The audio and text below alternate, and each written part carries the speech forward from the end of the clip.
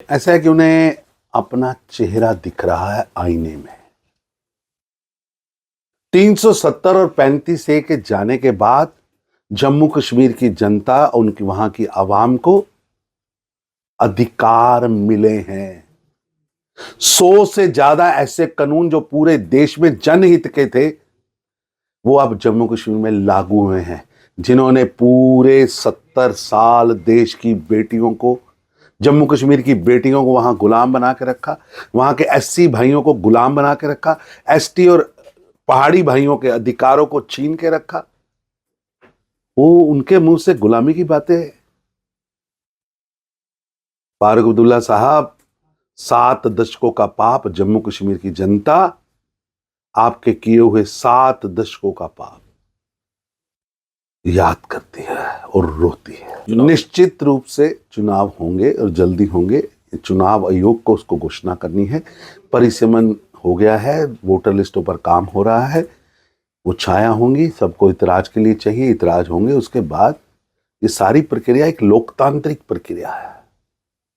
यहां कोई बाप बेटा, बेटे का बेटा, बेटे का बेटा बैठ के नहीं, चुनाव आयोग इंडिपेंडेंटली हर चीज को तय कर। ऐसा है कि चुनाव होते ही पूर्ण जगह दर्जा मिलेगा। ये कमिटमेंट देश के प्रधानमंत्री, देश के गृह मंत्री खुद कर चुके हैं। पर जो लोग आज ये प्रश्न उठा रहे हैं, मैं पूछना चाहता हूं फारूक अब्दुल्ला साहब, आपने पंचायती राज लागू क्यों नहीं किया था? और आज जब पंचायती चुनाव आया, बीडीसी चुनाव आया, आपने बहिष्कार क्यों किया?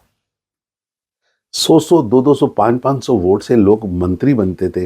1000-2000 वोट मिलने पर ये लोग लोकसभा में पहुंचते रहे। बायकाट की राजनीति को इन्होंने वहां अपना हथियार बना रखा था और लोकतंत्र की कत्ल किया हुआ था। आज वहां सच्चा लोकतंत्र खड़ा हुआ है। तो चाहे अब्दुल्लाज हो, चाहे मुफ्तीज हो, चाहे राहुल गांधी परिवार, गांधी नेहरू परिवार हो, इनके पेट में बहुत दर्द हो रहा है। ऐसा कि 3 तलाक महिलाओं पर सदियों से हो रहे अत्याचार से मुक्ति दिलाने का भगीरथी कार्य प्रधानमंत्री नरेंद्र मोदी जी ने किया है। पूरे देश को उस पर गर्व है। देश की बेटियां इस गुलामी की जंजीर से मुक्ति चाहती थी।